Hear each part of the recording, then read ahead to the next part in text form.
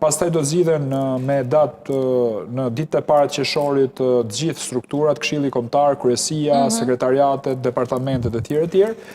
E parë këtë këndvështrim tani po merren janë zgjedhjet për kryetarët e degëve në për të gjithë territorin e Republikës së Shqipërisë. Pra do kemi një lloj rifreskimit strukturave në gjykimin tim, do doja shumë që të merreshin me qelizat e partisë, Partia Socialiste i ka organizata PD-ja quhen seksione, pra bëjë një zgjedhje kapilare, sepse këta faktikisht janë trupa zgjedhore e Partisë Demokratike që do përballet në zgjedhjet e ardhshme që janë zgjedhje pas një viti, pra për kryetar bashkie. Kur thua rifreskim një pyetje, se tani kemi përdorur rifreskim, organizim, reformatim, disa folje të ndryshme. Njëta fjalë është. Dakor. Unë e përdor ashtu.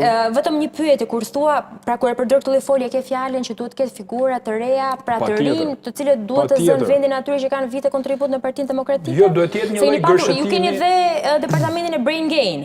Me të rinjë të reja, apo jo? Unë kam departamentin që drejtoj unë herë, që është departamenti familjes dhe kundër politikave të shpopullimit, që jam mundu, do më thënë që brenda këtij departamenti, e parë kemi një shpërndarje në gjithë territorin e Republikës së Shqipërisë, që kemi arrit këtë gjë, dhe të jenë figura cilët nuk mbajnë kështu mëkate, do më thënë, nuk kanë qenë erë në qeverisje, janë njerëz cilët janë bashkuar me PD-n nga 2013 e këtej. Janë përqafuar si figura për të qenë në pozicione drejtuese brenda Partisë Demokratike? Jo, pozicione drejtuese nuk janë, po thoj, me që ngacmove për departamentin, fola për departamentin që unë drejtoj. Sepse keni ka zgjedhje, unë do doja shumë që të ndodhte kështu, dhe pa diskutim që jam me këtë frym, do më thënë aty ka njerëz cilët ja kanë sjell njerëzve majt hunës. Nuk mund të kandidosh përjetësisht për deputet. Ç'do të thotë ti je deputet 6 herë. Çfarë kuptimi ka? Unë s'e marr vesh.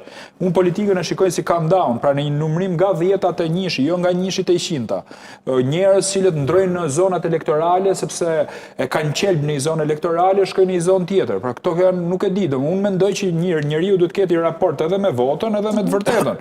Ke njerëz cilët nuk e kanë këtë lloj raporti fatkeqësisht, unë do doja shumë që të kemi rifreskime, ta përdora këtë shprehje, ndoshta nuk e di, mund të jetë edhe një fjalë tjetër, reformatim, se tani kanë arrit edhe një inflacion këto rithemelimi. Por ne pyeta e kishe me moshën, e kishe me lëvizje nga një zonë tjetrën. Shiko, jo me moshën, sepse mosha nuk ka lidhje me përvojën në politikë. Nuk i ndaj njerëzit në moshë, në politikë, por në njerëz që kanë kontribute dhe nuk kanë kontribute. Njerëz që nuk kanë kosto politike për publikun dhe njerëz cilët vinë dhe japin kontribute. Në rast se ne do marrim vetëm njerëz që kanë eksperiencë, atëherë ç'kuptim ka, domethënë të rit kur do japin atë vizionin e tyre. Unë mendoj që duhet jetë lloj gërshetimi. Ata që kanë një farë kosto në parti, domethënë, duhet ta bëjnë edhe jap mrapa. A e bëjnë dot? Për mendimin tim nuk e bëjnë. Deri tani këtë kemi pa. Nuk kam pa unë një që ti, domethënë, t'jap dorëheqje nga mandati i deputetit, pavarësisht se ka humbë zgjedhjet.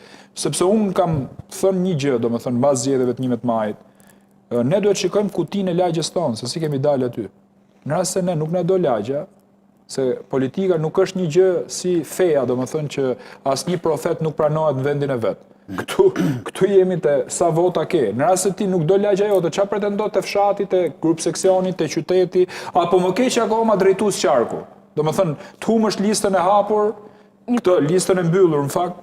Aulon, votohet, domethënë, ti ke qenë një nga personazhet në politikë që për shumë pak vota do ishe deputet, për të rikthyer asaj që tha dhe zoti Muharremi, që unë konsideroj deputet për shkak të votave të marra, mbi 8000 vota në qarkun e Durrësit. Apo jo.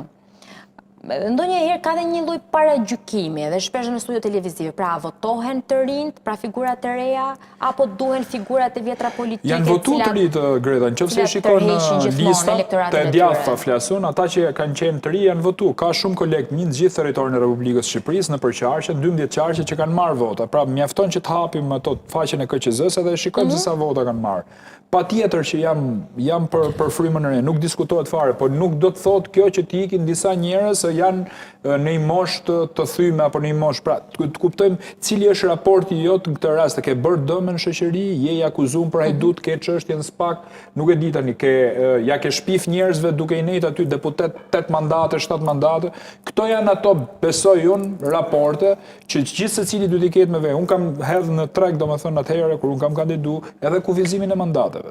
Rama nuk mund kërkoj dot mandat 4 në gjykimin tim, sidomos në një vend demokratur, siç është Shqipëria, se këtu demokraci nuk kemi. Pra, jam kundër këtyre mandateve të treta dhe të 4. Demokratur është kjo, ç'është? Kjo është e vërteta.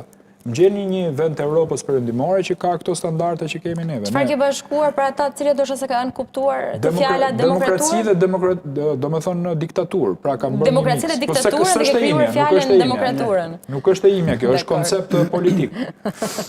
Dakor. Po, ideja është që çdo kush që po na ndjek, ndoshta her pas here nuk i ndjek, dhe se prandaj të pyet, do për ta shpjeguar për ata.